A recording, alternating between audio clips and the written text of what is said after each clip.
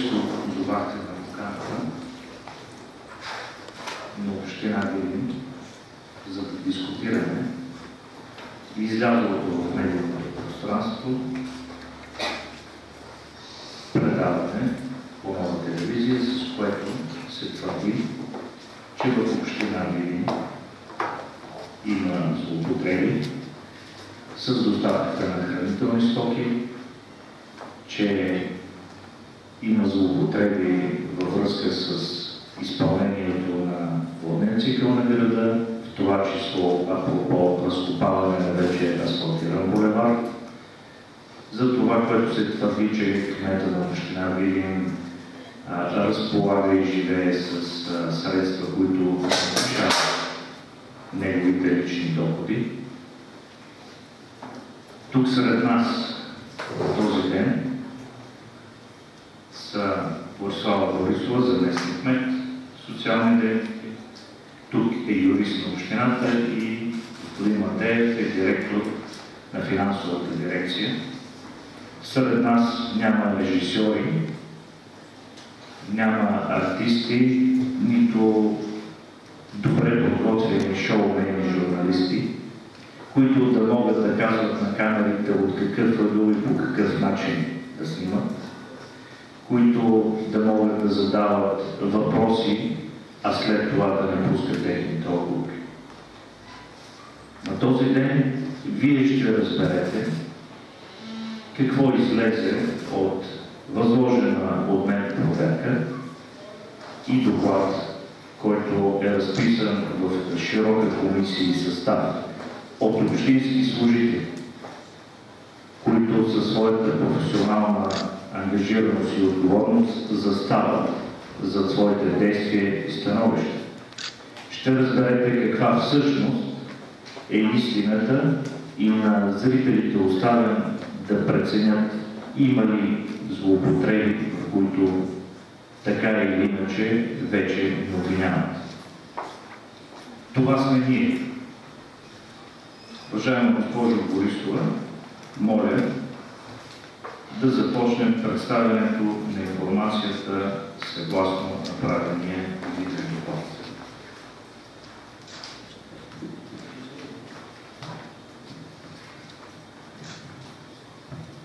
Уважаеми дами и господа, радвам се, че днес сме всички тук.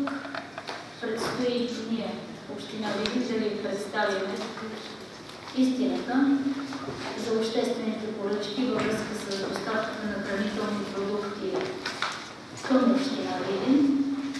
И затова бих помолила старши юрист, консулт Деси Борисова, извинявайте ме, да започне с договорите, сключени по нашата обществена поръчка и самата обществена поръчка.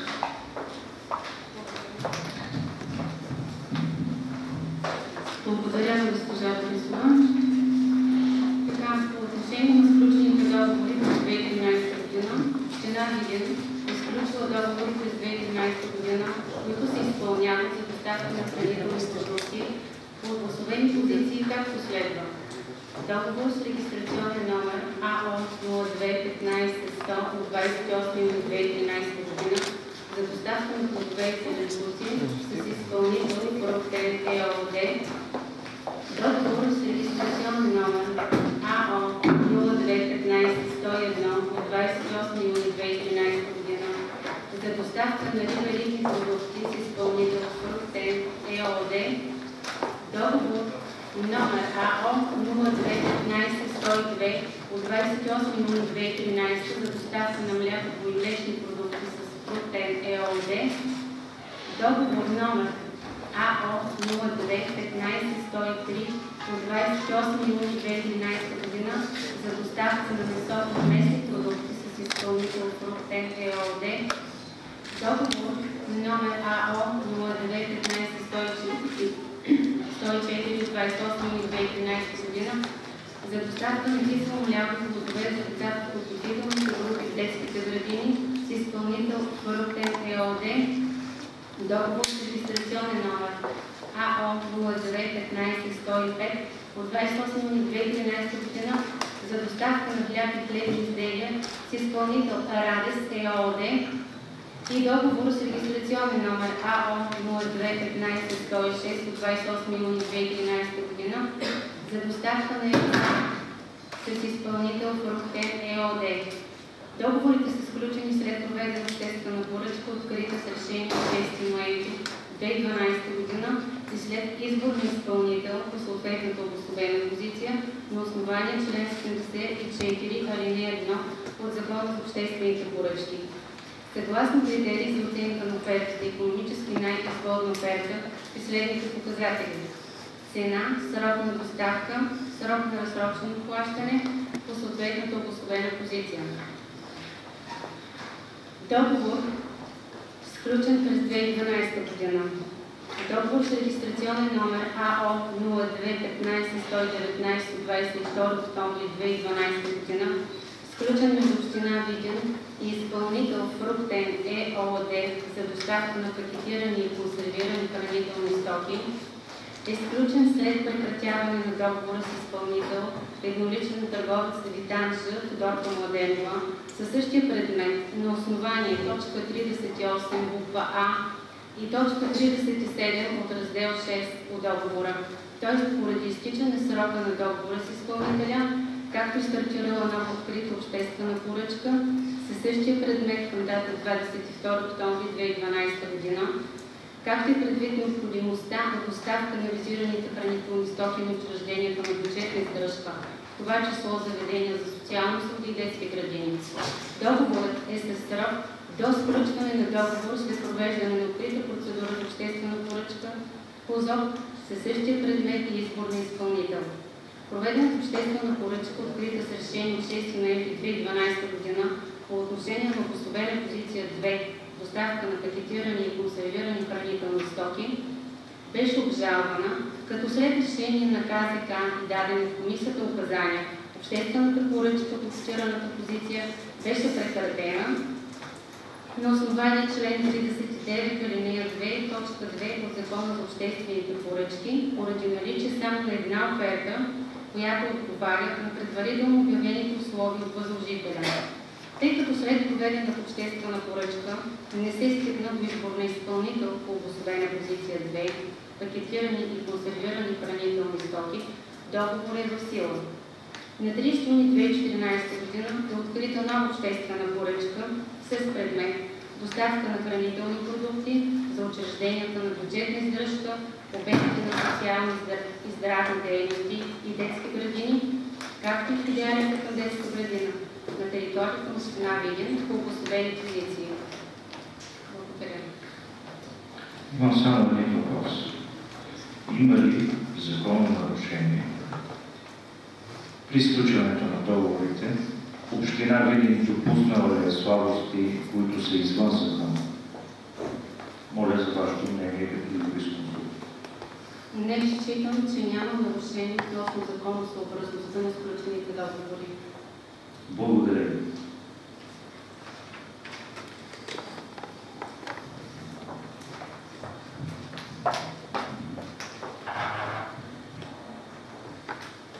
Благодаря на госпожа Борисова за изчерпателните отговори по темата относно сключването на договорите след обществена поръчка по Закона за обществена поръчка. Както всички видяхте, всичко е законосъобразно сключването и изпълнението на договорите. Искам да ви представя една картинка, когато ние поехме нашия мандат, какво се случи, какво заварихме. Всички видинчани знаят, че в 2011 година сметката на община Видин беше в закон. Всички знаят тогава, по това време, какво се говореше сред видинските граждани, какви са били доставките на храни. Всички знаят какво се говореше, с какво се храниха нашите деца. Вестниците също, медиите също. Говориха се за едно време на картофи и ориз. Това заварихме ние. През тази 2011 година в община Видин е започната обществена поръчка, която е приключена приключила към средата на 2011 година и тогава са сключени договори с доставчици на хранителни продукти. Всичките тези доставчици към това време прекрасно съзнаят невъзможността за разплащане на финансови средства по така сключените договори. Какво се случи, като дойдохме ние? Като дойдохме ние, всичките тези доставчици почнаха да изявяват своите претенции към разплащане на финансовите сметки по така сключените договори, знаейки, че общината няма възможност за разплащане. Но картинката от това време, аз мисля, че тук сред нас има директорите на детски градини, някой, ако иска да вземе отношение какво е било тогава, господин Георгиев, ще позволите ли? Няма нищо. И какво е сега? Аз смятам, че директорите на детските градини, които са отговорни наравно с нас за храненето, отглеждането и обучението на нашите деца, ако някой наистина има желание, може да вземе отношение. Ако не, можем да продължим нататък. Директора на детска градина номер 1, госпожа Васка Здравкова. Може ли тук на този средния микрофон? Чува се, чува се. Не се чува. Безплатно доставките се хранят хранителни продукти лично, редовно, в график, всичко, което се явява в нашите това, което да кажа, няма проблем с поставянето. Иска ми се да кажете какво беше през 2011 година. Вие сте били директори тогава и ясна ми е по-добре от нашата ситуация. Проблеми, имаше затруднения, не мога да кажа какво е естеството. Общината е знаела тогава, министра имаше проблеми. Благодаря. Благодаря. И ще продължа нататък. Тогава... Нека да приключим и накрая вече. Ще ви чуем вас, господин Йоров. Да. Искам да кажа, че тогава в 2011, когато поехме мандата, влизахме в разговори с всеки един доставчик. Ще ни платите ли, за да продължиме доставка? Аз разбирам и фирмите. Те изпадат в финансова несъстоятелност. Но не мога да се отговоря на въпроса, знайки картинката, защо сключиха тези договори в средата на 2011. Какво съпътстваше тези договори? Едни наказателни лихви 0,1% на ден. Това съпътстваше тези договори. Това наложи реакцията на общината и в 2012, след изтичането на част от договорите и след приключването на договорите по взаимно съгласие, за да не кажем, че беше само при настояване от страна на доставчиците, ние образувахме и започнахме нова процедура по Закона за обществена поръчка, където ние избрахме да изберем нашия доставчик на отделните хранителни стоки по икономически най-изгодна оферта. Какво означава това? Цена, срок на доставка и срок на разплащане. Ще обясня за всяко едно нещо по-отделно. Цената. Цената включва цената на продуктите, които отговарят на наредбата за хранене на децата. Отговарят на български държавен стандарт. На всички стандарти, необходими за храненето на децата. Не говорим за имитиращи продукти, а говорим за качествени продукти, с които ние да храним нашите деца. Срок на доставка. При подаването от страна на директорите заявка, доставката трябва да бъде доставена в срок от 24 място на съответното бюджетно учреждение. Детски градини, социални домове, детска ясла, всички, навсякъде, където е необходимо. Това са общо 30 институции, половината от които са на територията на град Видин. Другата половина са на територията на община Видин.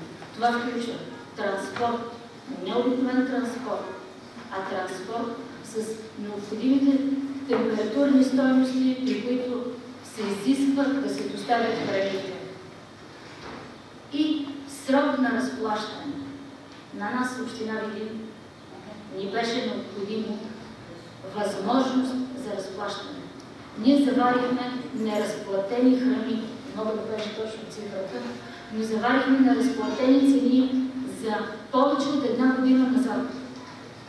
Наложиха ни се тогава запори. запори, които включват държавната такса, лихви по изтеклите договори, такси на адвокати, такси на съдия-изпълнители и парите, които ние разплатихме за така получените в миналото хранителни продукти, драстично се оскъпиха. Затова за нас беше много важно да получим доставка на храни и да имаме срок на разплащане. В този срок на разплащане ние наравно с днешните получени доставки разплащахме и миналите доставки. Направили сме си труда да извадиме с така разплатените по договори допълнителни разплащания и установихме, че за 50 000 лева неразплатени на време общината е трябвало да заплати допълнително 24%, а за 200 000 лева общината заплаща допълнително 60%. Или ако сложим една кратка аритметика, минимум 40%. Всяка една финансова стойност на всеки един договор се оскъпява. На 100 лева ни даваме още 40. Пак казвам, затова за нас беше важно не най-ниска цена, а съвместно с цената да бъде срока на доставката и да бъде срока на разплащането. Но за това по-късно. Община Видин не допуснахме да се случи отново запор за доставки на хранителни стоки. Получихме ритмично доставяне на качествена храна, отговаряща на всички наредби. Агенцията по храните неколкократно е правила своите проверки. Нямаме нито едно нарушение.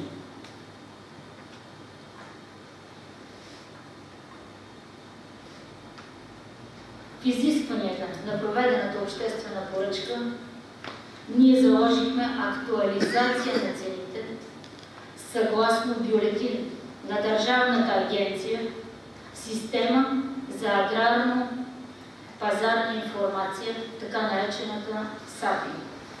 На всяко 3 месече със заповед на кмета цените се актуализират в комисия и имаме хиляди примери, в които цената е една, доставчикът доставя много под нея.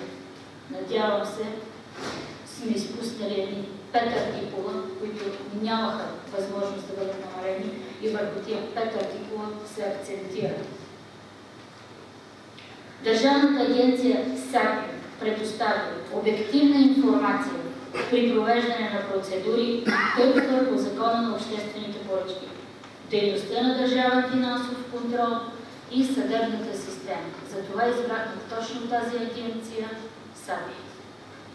Аз смятам, че храните в детските градини значително са подобрени.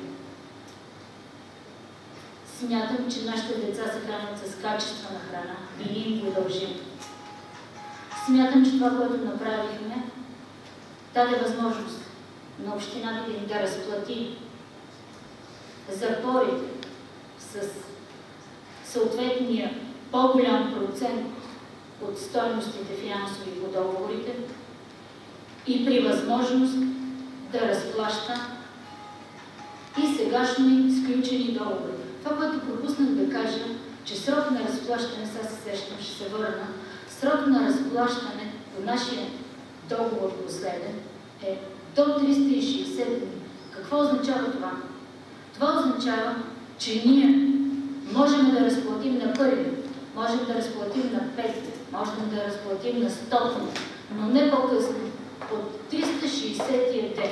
И тогава, когато ние получаваме държавни целеви пари, аз смятам, че е абсолютно и е редно те да заминават там, където е необходимо, спазвайки финансовите закони.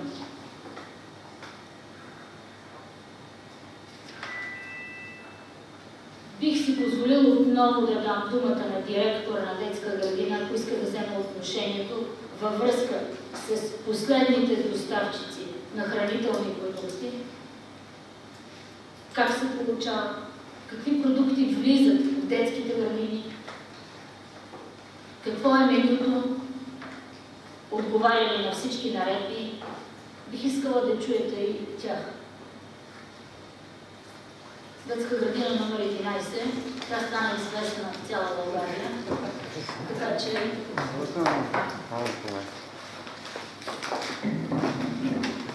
Това, което искам да кажа, тъй като първото интервю на Нова телевизия, колко беше интервю, бях посетена в детската градина.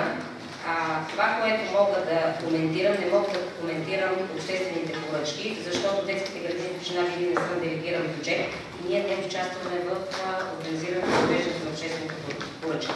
Това, което мога да кажа и което е пряко свързано с моята работа като директор на детската градина, е, че качеството на хранителните продукти, които влизат в детските градини, е на много високо ниво. Заявките, които ние като директори на база изготвени менюта правим към общината, се изпълняват на 100% от фирмата доставчик. Доставките са по график, ритмични, няма луфтове между отделните заявки, така че да се получи недостиг на хранителни продукти. Това е, което мога да кажа аз от моята пряка работа. Те, които ние получаваме, те са по български държавни стандарти и отговарят на стандарти, отговарят на тази наредба. Аз ви благодаря, господин Иванов, че задавате този въпрос, защото вие бяхте главно действащо лице. И сега вече, надявам се, ви се изяснява, че след 2011 година има български държавен стандарт. Нека да се изслушаме.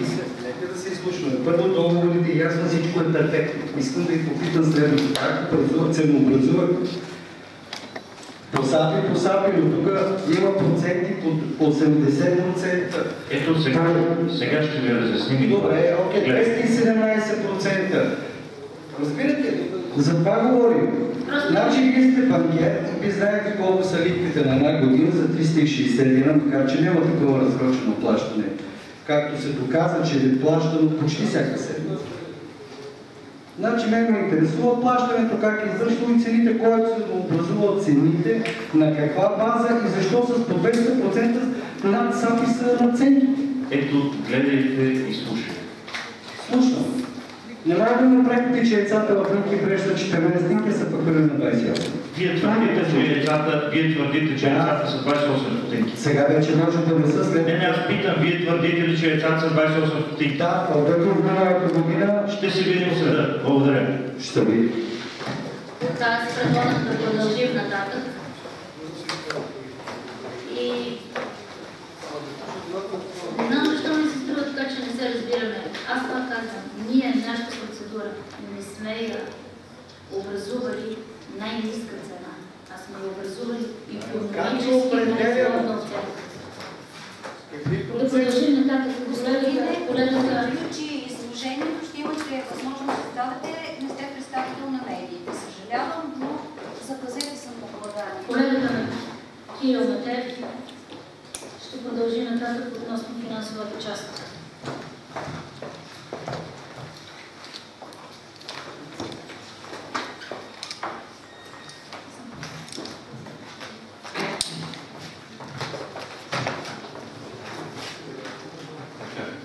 Добър ден. Подготвени са отделни слайдове, които са видни зад нас.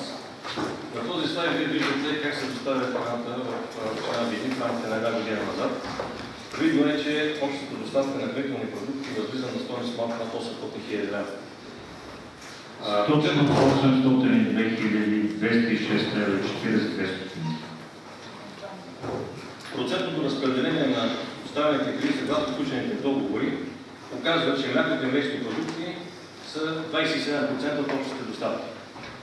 След тях са пакетажи и консервирани храни 23%, плодове и зеленчуци са с 19%, след това са от месо и местни изделия 15%, хляб и хлебни изделия 10%, риба 3%, на графиката се вижда едно закръгляне на 3% яйца, както слушате и коментиране, което представлява в стойност в рамките на една година назад 23 939 лева и 1 стотинка. Цените, съгласно договора с най-голям дял, са определени по САПИ. Виждате на графиката, на малко по-заден план. Само моля да уточним какво значи САПИ. САПИ е Държавна агенция за аграрна пазарна информация, която Държавна агенция, която дава обективна информация. Да, създадена 1994 година с цел да се ползва при обществени поръчки. При изключването на договора и неговото изпълнение на нас се доставят 10 артикула. От тези 10 артикула, 8 са под цената на САПИ. Тук само да затрупахте с момент. Това е протокола. Съгласно обществената поръчка, на всяко 3 месеца се извършва комисия по заповед и актуализация на цената. Това е последният протокол, който е дължи за следващите 3 месеца. По тези протоколи са направени тези данни. Забележете, че цената на САПИ средно от всички доставки излиза 4 лева 46 стотинки. Цената на доставката е 4 лева 22 стотинки, което дава едно изменение от 24 стотинки намаление на цената съгласно това, което предоставя САПИ като информация. Уважаеми господин Матев, вие твърдите, че община Видин купува по-евтино, отколкото е цената обявена от Държавната агенция САПИ. За най-големия дял в доставката на хранителни стоки, млеко и млечни продукти. Да. Колко струва, господин Матеев, едно пакетче 125 грама масло?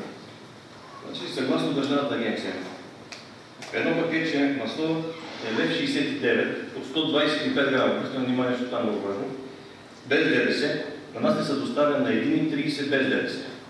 Вие казвате, че едно пакетче масло струва в община Видин от 125 грама 1,30 без ДДС.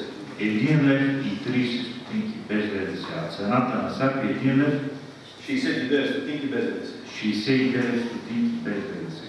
Питам, къде са 9 лева за пакетче масло? Къде ги виждате? Аз съм готов да се подпиша по тези документи и да нося отговорност. Само да допълня, в рамките на тази една година в община Видин са доставени 2972 кг, както стане килограма масло на обща стойност над 11 000 лева.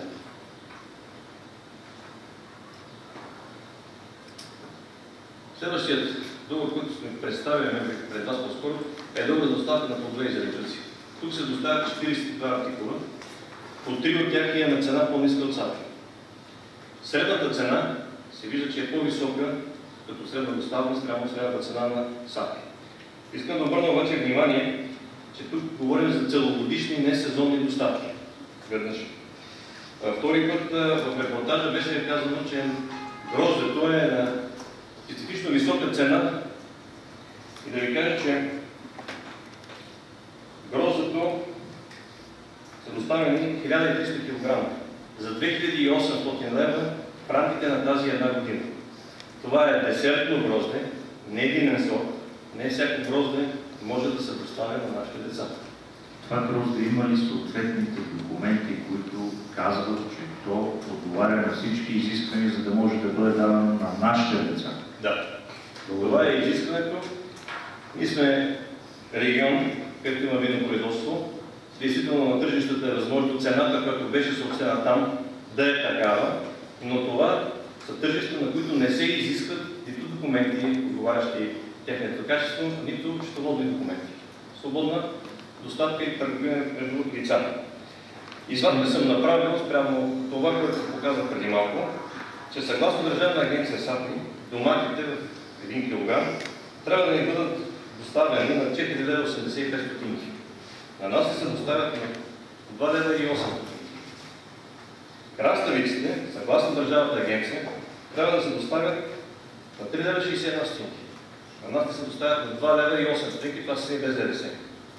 Цената на тиквичките, съгласно Държавната агенция, е 4,59 лева. Общата доставна цена при нас е 1,67 лева, цена без ДДС. Това не е възможно. Аз видях друга стойност. Моля ви, минете към месо и местни продукти.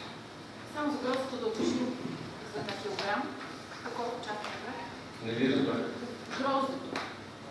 На килограм, каква цена? Колко килограма грозда сме купили? 1300 кг. 3800 лева. 1300 кг За една година. За 3000 лева закупени в рамките на една календарна година. И зиме, и лете, и пролет, и есен. Моля ви, разгледайте слайдовете за доставка на месо и местни продукти. От договора за месо и местни продукти на община Видин се доставят 24 артикула. 14 от тях са с цена по-ниска от САПИ.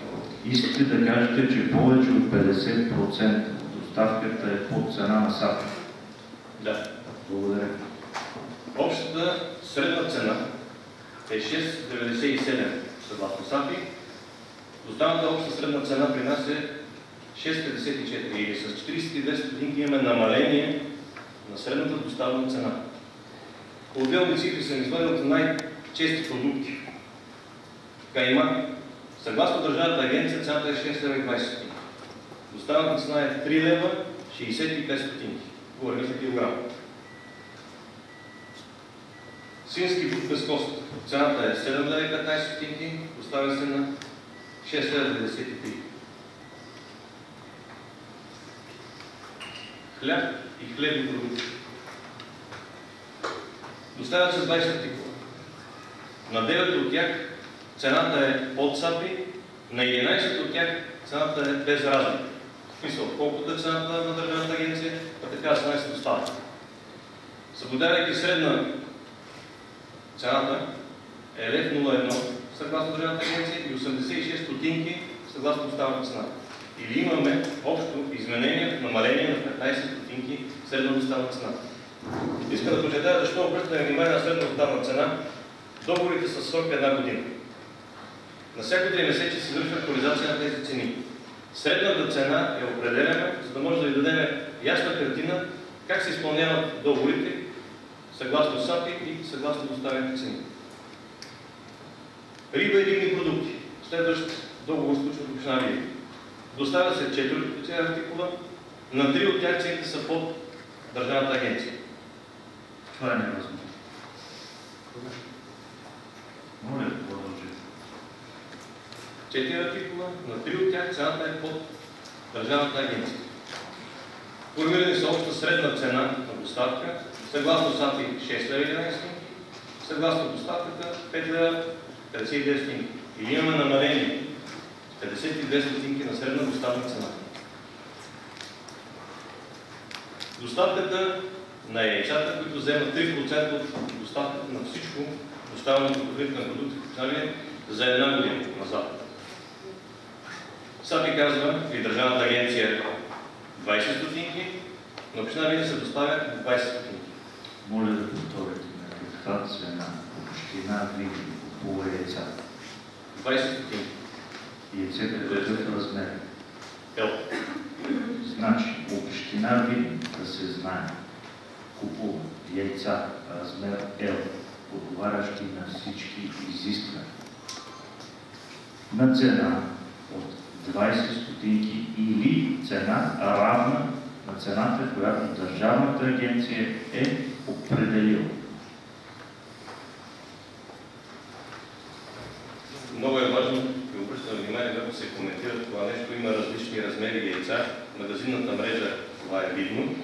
Когато се коментира, това трябва да се коментират съгласно доставките, които ни вършим. Цена на яйце размер L 20 стотинки. Това е предложено на вашето внимание едно решение на Общински съвет по предложение на кмета на община Видин господин Гергов от 2013 година, с което се изменя заповед от 2008 година, когато един храноден от нашите деца бил лев 70. С това изменение храноденът става 2 лева и 12 стотинки. Тук може би днес бихме да коментират тази промяна, доколко е съществена. Тук цифрум се вижда, че е съществена. Това, което продължавайки слайдовете виждаме, са разплатените храни от община Видин за периода 2011 година до периода 36-2016 година. Което вероятно отговаря на въпроса на господин Иванов, който той го сказа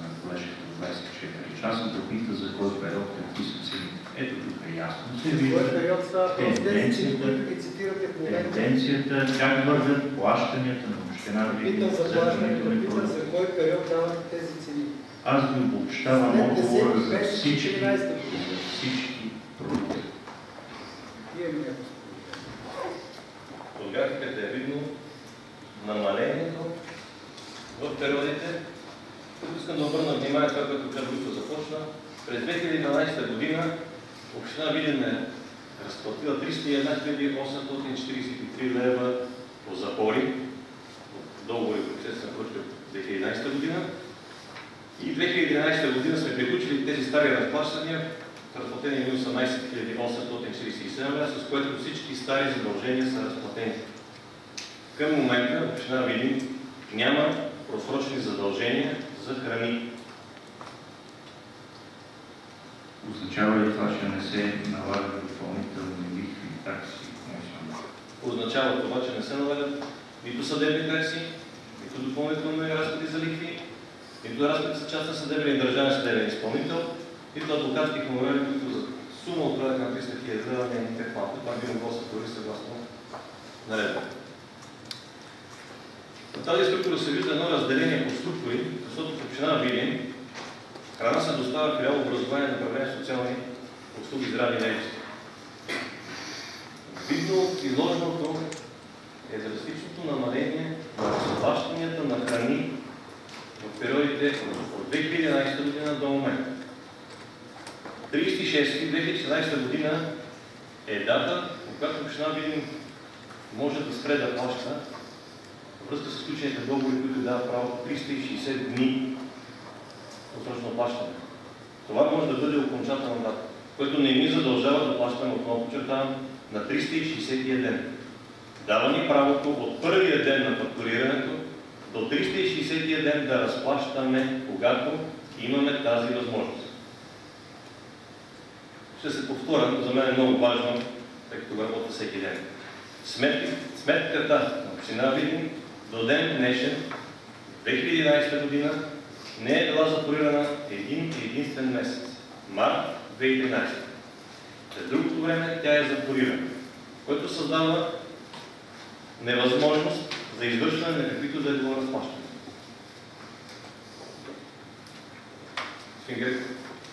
Аз ви благодаря. Уважаеми колеги, това сме ние, хората, които 2011 година бяха избрани, за да се преборят с едно нелеко финансово наследство, за да намерят решение за всеки един въпрос и всеки един казус, за да направят и невъзможното в община Видин да влизат европейски пари, да се правят целеви инвестиции, да се гради нова основа, да се прережат всички действия, порочни схеми, дали резултат, особено контрастен, през есента на 2011 година, чието сметки до ден днешен плащат. Един от най-големите приоритети и отговорности, които може да има един кмет, е да осигури нормалното функциониране на община Видин и на общината, която му е възложена. Когато аз дойдох, бях изправен пред абсолютна невъзможност да осигуря ритмични, нормални и качествени доставки на хранителни стоки. Бях изправен пред абсолютна невъзможност да платя тока на община Видин. Общинските служители не бяха получавали заплати в порядъка на 6 месеца. Нямахме телефон. Не работеха светофарите. Нямахме вода в сградата на община Видин. Социалната отговорност, която поема всеки един кмет, е на първо място за децата. Ние, тези хора, които бяха обвинени в далавери и схеми, намерихме решение, с което решение разплатихме всички стари задължения за доставка на хранителни стоки. Елиминирахме възможността да ни извиват ръцете. И днес, когато сме пуснали новата поръчка, ние излизаме с чисто сърце и ясно съзнание, че е дошъл момента да настояваме и да се пазарим. Може би хора биха много се радвали ние да не можем да доставяме хранителни стоки, за да бъдем обвинени и то с право, че не си гледаме работа. Никой не си дава сметка каква отговорност носи кмет. И морална, и материална. А ние успяхме, колкото и да ги плаши някои хора това. Всички договори, които са подписани от община Видин, отговарят на изискванията и закона на Република България, който има информация, че това не е така. Аз го моля незабавно да предаде документите там, където е необходимо, защото в България има компетентни органи, които вземат тези решения, кой е виновен и кой не е винен. Ние разплатихме благодарение на добрата финансова политика всичките задължения за хранителни стоки. През цялото време от 2011 година насам ние всеки ден затваряхме кранчето на каналите, от които изтичаха парите на община Видин. И това много боли. Много боли онези, които направиха бизнес само единствено благодарение на отношенията си с община Видин, които с десетина човека изкарваха милиони и с схеми подписваха споразумения и източваха пари. Защо този репортаж излиза в момент, в който ние ясно обявихме, заедно с целия общински съвет, с изключая няколко души, които видяхме като главни герои в едно предаване, че е дошло времето да застанем заедно и да кажем не, стига толкова кражби от община Видин. Тези пари са на хората. Те трябва да бъдат върнати. Защо на 4-ти, когато излезе един доклад на Агенция по финансова инспекция, 4.4.2014 година, защо в този ден се случиха определени неща? Защо от тогава до ден днешен са пуснати десетки жалби в всякакви държавни институции против община Видин? Защо е целият този сценарий? Кой стои зад него и какво цели? Многократно са се опитвали да извиват ръцете на Видин, да пречупат кмета, да намерят решение за своите порочни и грабежни схеми. Всичко това, което вие днес видяхте, са факти, зад които стои общинска администрация, зад които стоя и аз. Аз смятам, че общинска администрация Видин не ме е подвела в нито една от цифрите, които днес изчетох. Аз смятам и заставам зад нея, защото общинска администрация от хора, професионалисти, които всеки ден работят така, че нашия град да тръгне в една нова посока. Защо 3 години по-късно ние не си даваме реална оценка къде всъщност е нашия град и колко по-различен е той от преди? Защо не си даваме ясна и реална оценка, че влизат над 100 милиона европейски пари, които никога нямаше да се случат? Обвинен съм, че съм направил булевар, който след това съм разкопал. По грозно, по кално деяние не бях чувал за себе си. На едно предаване в неделя беше заснет разкопан булевар. И в това предаване имаше един изключително мълчалив кмет, на такъв ли ви прилича. Притеснен и мълчалив кмет.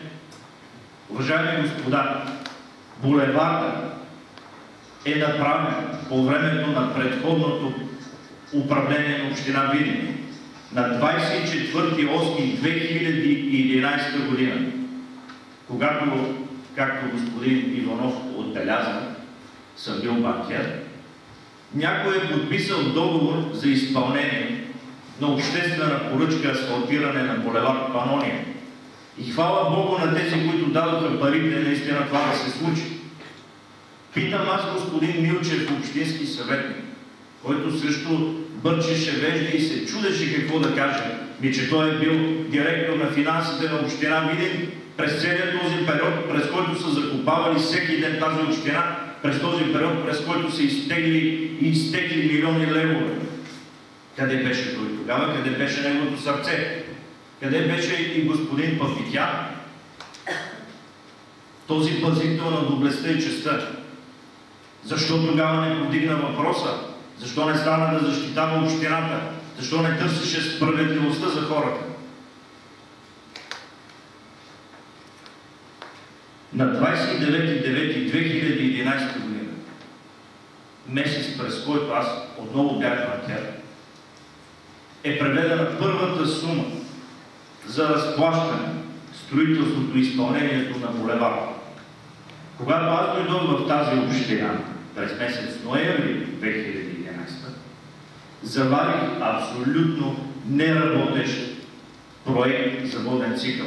Община Видин, твърди и се подписвам, нямаше никаква проектна готовност да изпълни проекта воден цикъл на нашия град.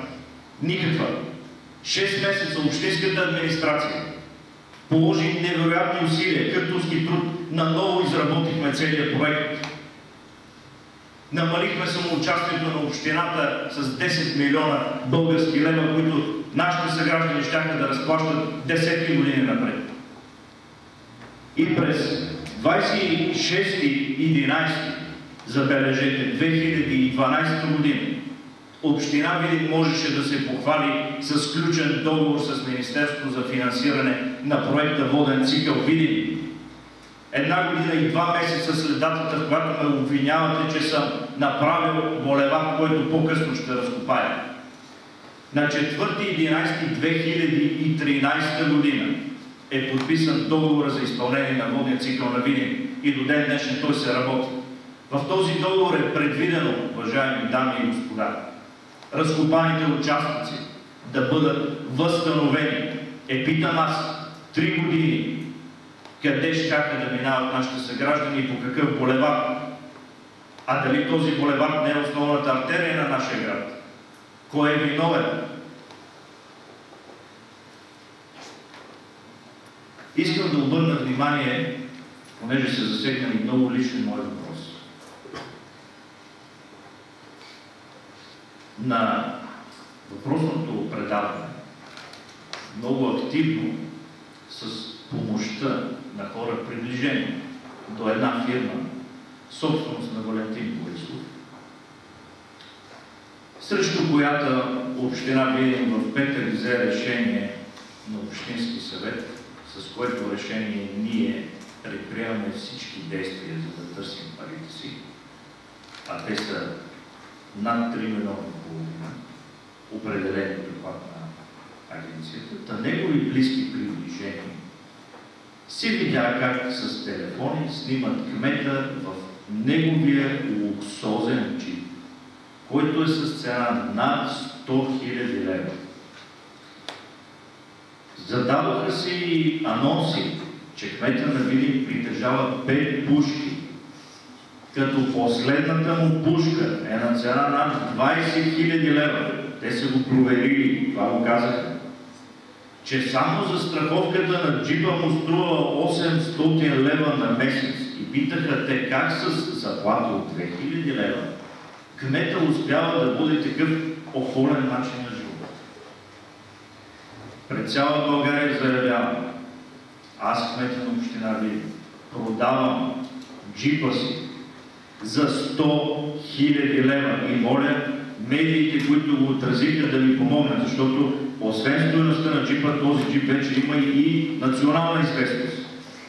Като след като се намери купувач, който ще плати 100 000 лева за този джип, аз, кмета на община Видин, ще направя дарение в размер на 60 000 лева от тези 100, с които ще разплатя, това ще бъде по волята на кмета, ще разплатя хонорарите на адвокатите, които ще съдят фирмите близки до Валентин Борисов и с тези пари ще си възстановим надвзетите над 3,5 милиона лева от община Видин.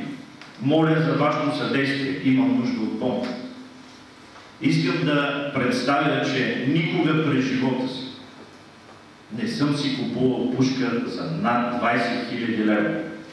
Ако някой си направи труда, ще види, че всъщност броя на оръжията, които притежавам, са 3, като едното ми е подарък от една визита в Турция от побратимен град.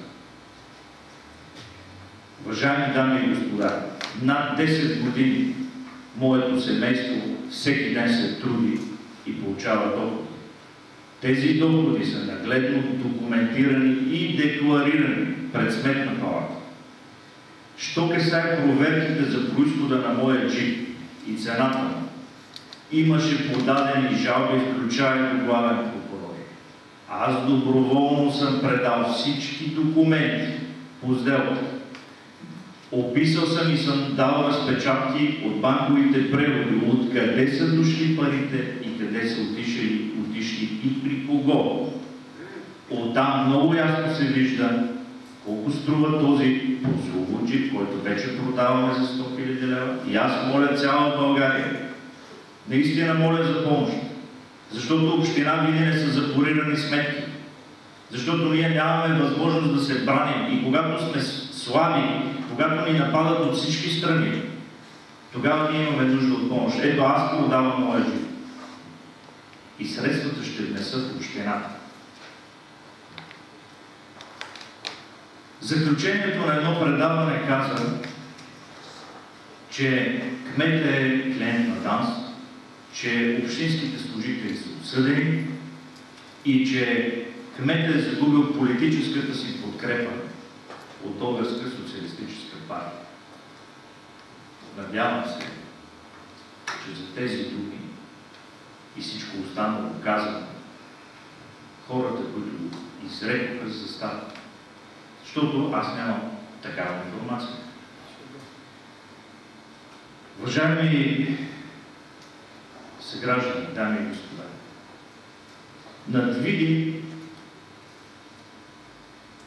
стоят много интереси, преплетени политически и икономически. Иначе просто казвам, борба за власт, борба за пари. В този общински съвет и неговия състав има достойни българи хора, които са единствени в новата история на България, които не се поддават на икономически, политически и каквито и да било други забежки. Тези хора не правят политика. Тези хора артикулират политика. Те казват ясно: Видин е нашият град. Цялата тази кал, която се хвърля срещу общината. Аз прегледах дори документите, по които обвинен заместник кмета Добри Дилов. Помолих администрацията да направи пълна ревизия. Абсолютна законност. Ако органите имат друга информация, те ще си свършат работа. Но към настоящия момент заявявам, че аз нямам притеснение за парите на хората. Процедурите са спазени, работата е свършена. Ако той някъде е съгрешил, има си органи, които ще го определят виновен или невинен. Но аз заставам за това, че е спазена законността и са спазени интересите на хората на град Видин. Цялата тази кал, която се хвърля срещу общината, тези стрели няма да ни убият. Аз знам, че единственото решение на проблемите са моето физическо отстраняване, а то може да стане съгласно закона по два начина. Когато има влязла в сила присъда, или когато физически човека не може да се яви на работното си място. На лице са вече опити и за двете. Кой, кога, защо, скоро ще се разбере. Органите добре гледат, виждат, мислят и работят от доста време. И убеден съм, скоро ще почукат на нечия врата. Още много бих могъл да ви говоря. Но мисля, че изчерпихме темата. Ще наблюдаваме техните действия. И ние ще продължим да отстояваме най-свято бъдещето на децата ни, и нашия град.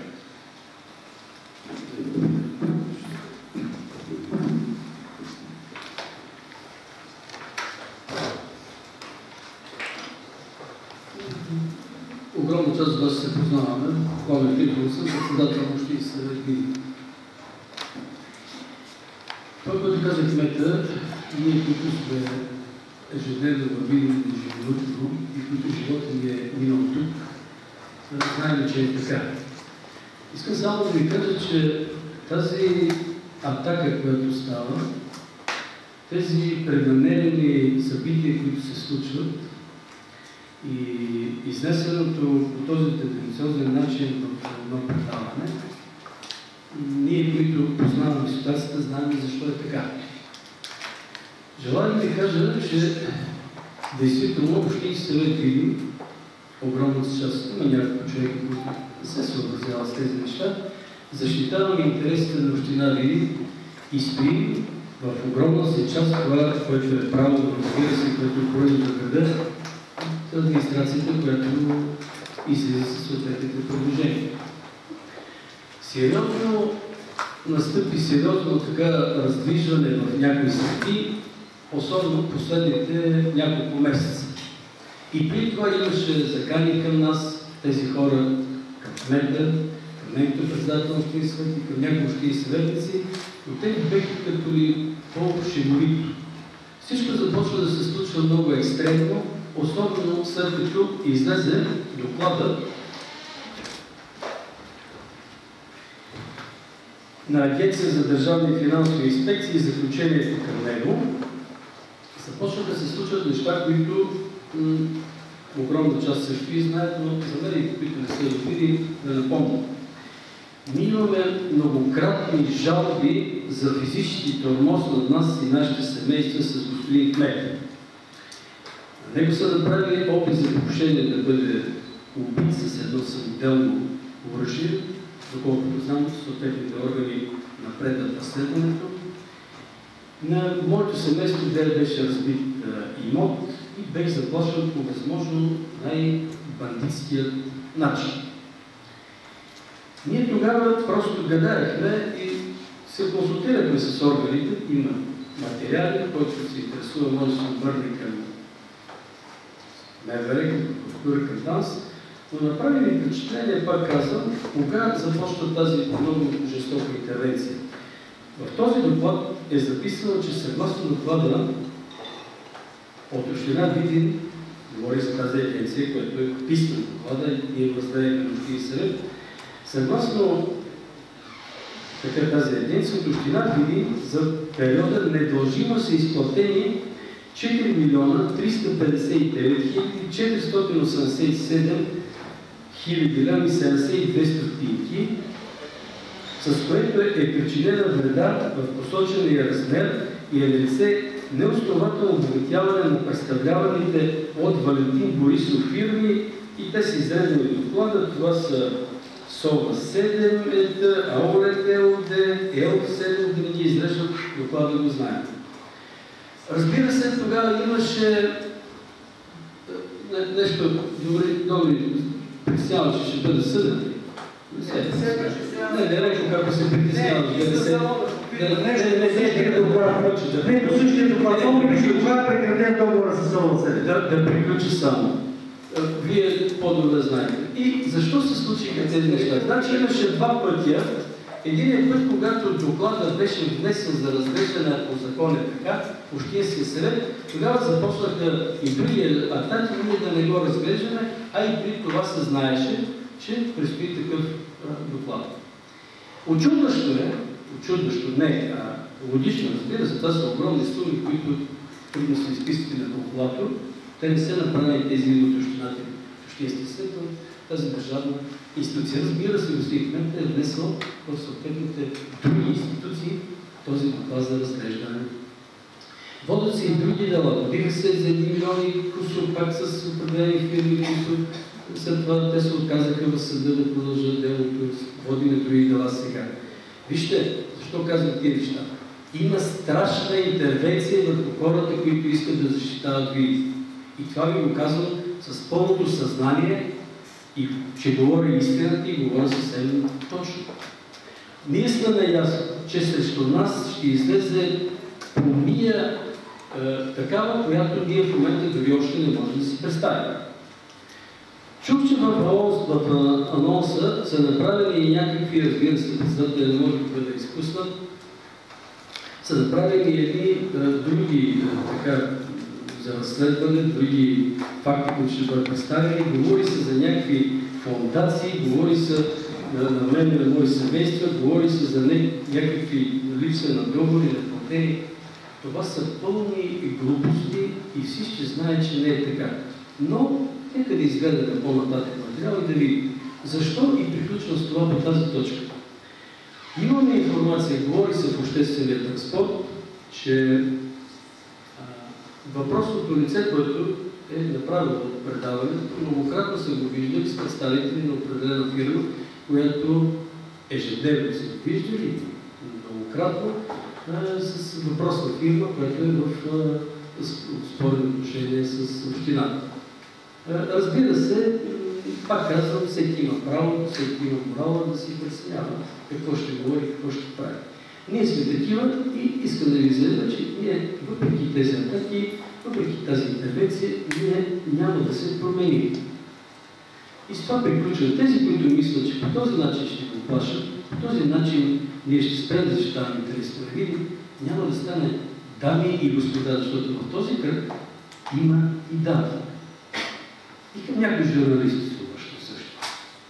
Що се отнася до това, което вие ме питахте, господин Деров, тъй като аз съм председател на Общински съвет на БСП, вие ме питахте за някакво доверие дали е слагано от вас. Така ли? Аз като председател на Общински съвет нямам такава информация, но имам друга информация от така наречен областен съвет изпълнително бюро, не знам кои са тези лица, изпратиха преди въпросното ново заседание, преди ще те изпратиха едни СМС-чета на общинските съветници, така за да ги предразположат да мислят. Информация, с която се казваше, че кметът и председателят трябва да съдействат да освободят заместник кмета Добромир Дилов, разказвам го, във връзка с това разследване, което става срещу него. И казаха, че те се дистанцират. Уважаеми дами и господа, има презумпция за невинност до доказване на противното. Така е и в политиката, така е и в съдебната система, така и за отношението между хората.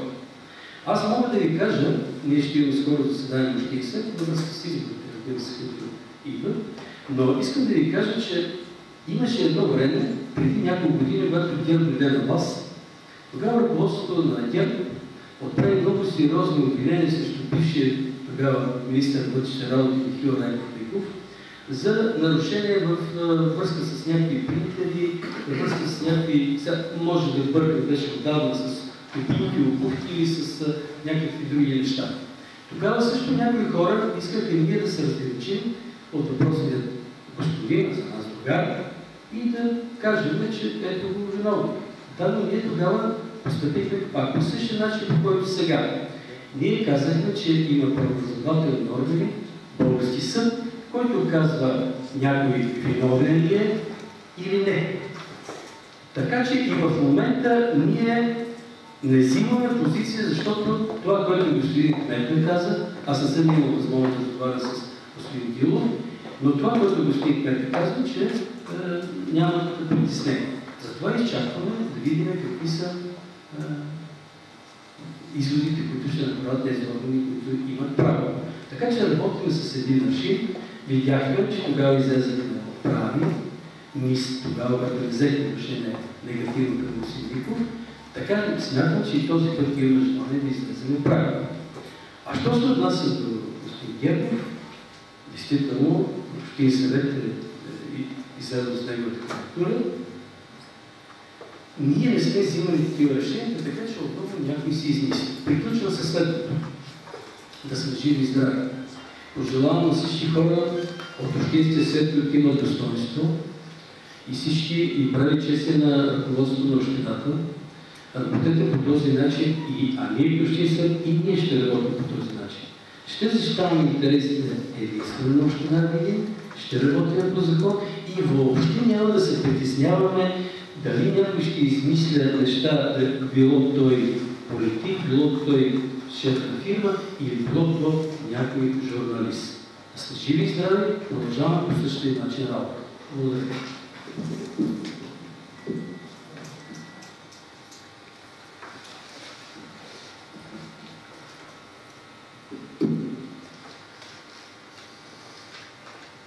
Колеги, въпроси?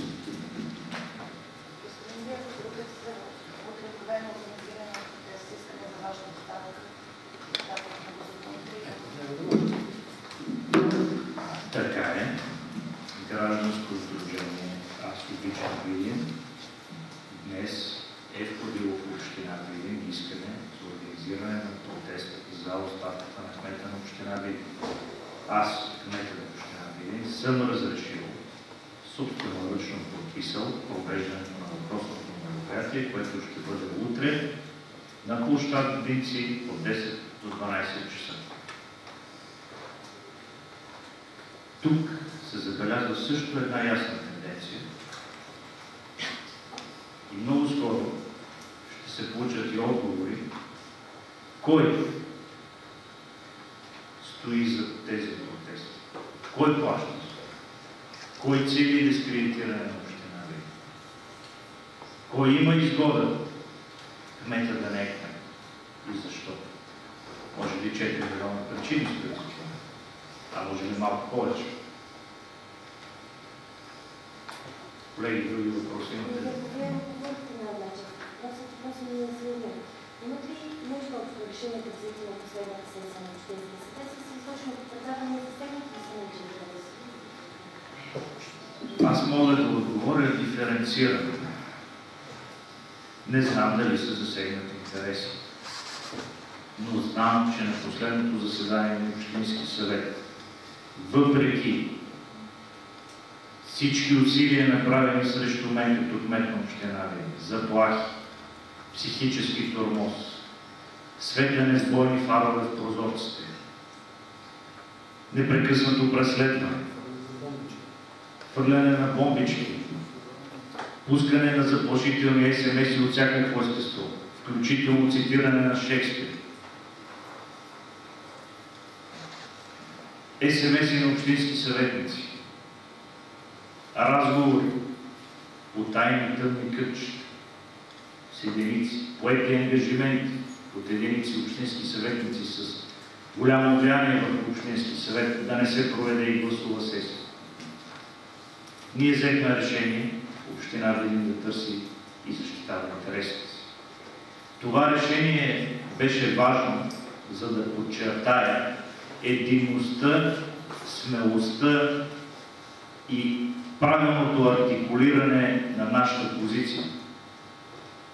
Въпреки опитите на единици, които не дойдоха, а пък други излязоха директно с лицата си и изразиха мнение, че общината не трябва да си търси парите и ако трябва да се търсят парите, то трябва да се търсят единствено и само от кмета, за да може той лесно да бъде пречупен. Това не се случи. Напротив, имаме решение, с което категорично заявяваме нашето желание да браним община Видин. Други наши общински съветници бяха въздържали се или против. Те имат мнение, което аз зачитам. Така че дали е свързано, дали е преднамерено, дали е целенасочено, ами аз смятам, че вече може би година време плащам тази цена. И тя активно се засили. Тормоза над мен, семейството ми, психически, физически, от 4.4.2014 до ден днешен. Причината за тази пресконференция също е част от един тормоз, от една политика. Много лесно е да обявиш, че някой е направил нещо, да направиш скандал и да го оставиш в режим на въпроси и отговори. Без да се взираме в цялостната политика, в философията, да четем между редовете. Много е лесно да питаме и да не чакаме отговор. Община Видин има добро управление. В община Видин има добра администрация. Всеки ден ние се стремим да спазваме законите на Република България.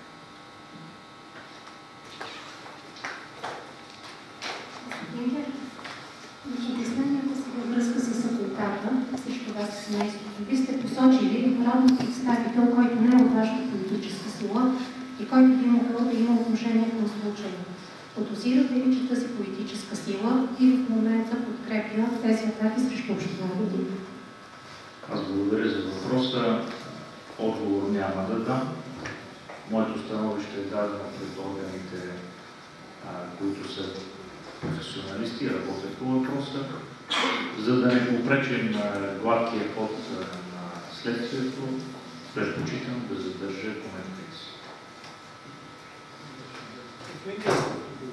Вие сте избран за кмет от листата на Българската социалистическа партия и сте подкрепен не само от общинското и от областното ръководство.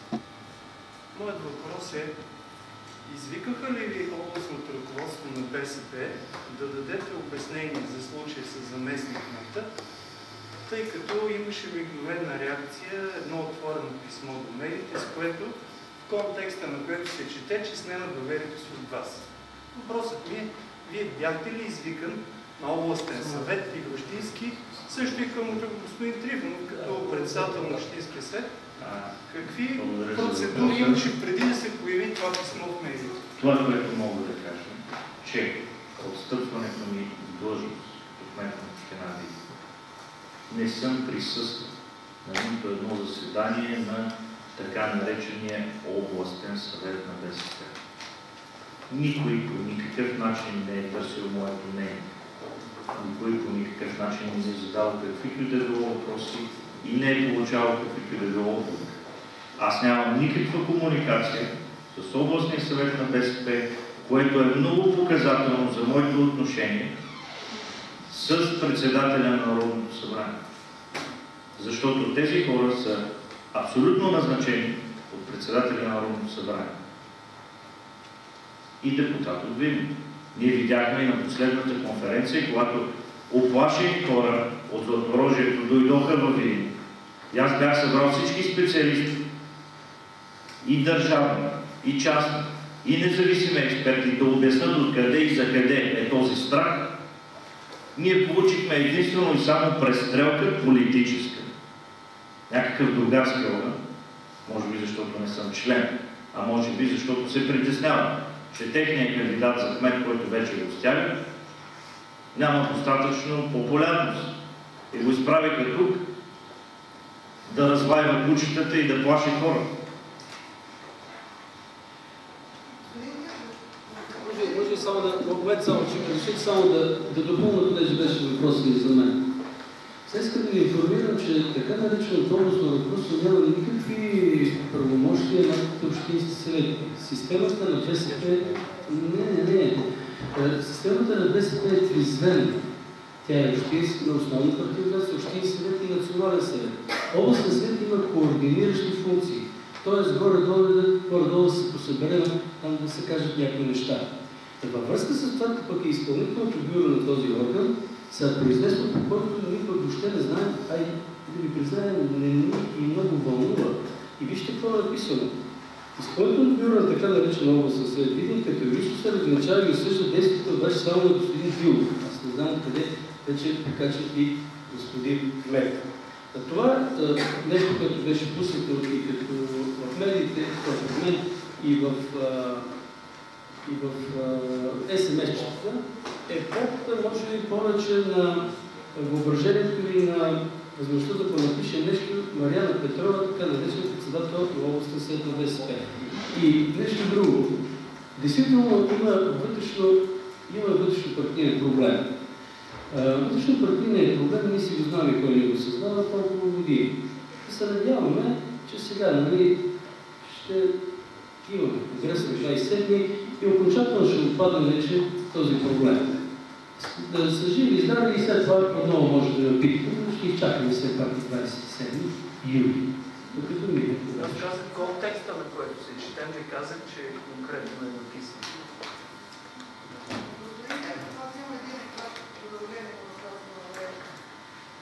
Какво е вашето лично обяснение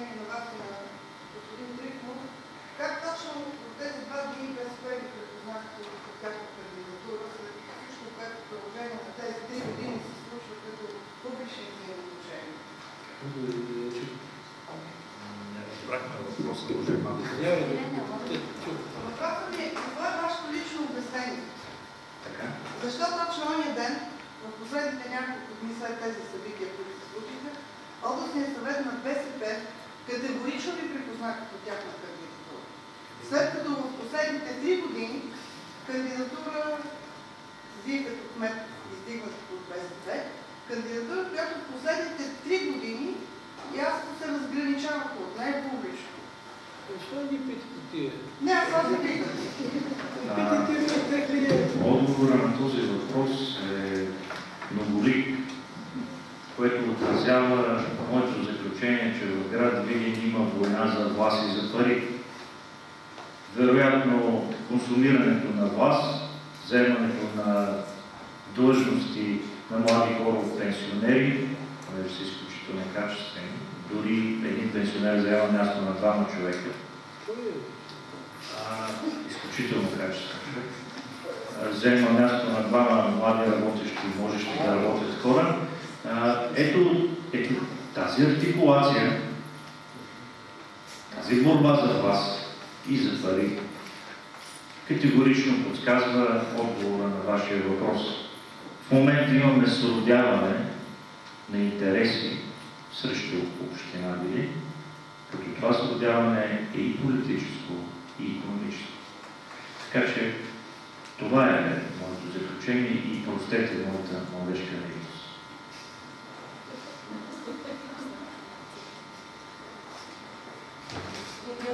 И само един коментар от ваша страна, във връзка с вандалската проява, Видин се отново стръгна с прочупени дръвчета, централно изкачка. Боли ме, защото тези дръвчета аз подарих на град Видин по случай раждането на моята дъщеря. Най-хубавото събитие през 2014 година, което ми се е случило. Боли ме, защото за тези дръвчета стоят и почти цели общински съвет, които уважиха моя празник и дариха средства, с които ни купихме дръвчета. Боли ме, че покушените дръвчета са 9, толкова колкото годишен е сина. Боли ме, че има една приказка, че прекършено цвете от късната детска ръка. Боли ме, че вероятно някой ми подсказва, че утре ще дойде деня на децата ми, в който те ще бъдат унищожени физически. Тази демонстрация е на груба животинска сила.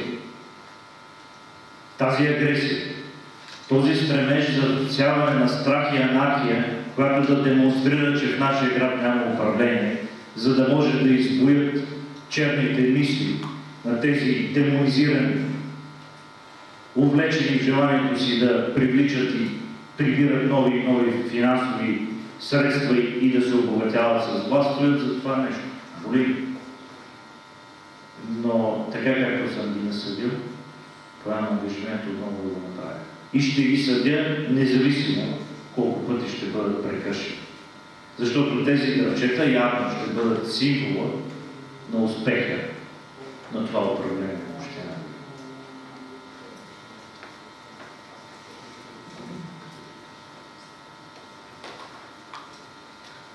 Колеги, благодаря ви за вниманието. Надявам се да не се види отново в мълчави и притеснението за вашето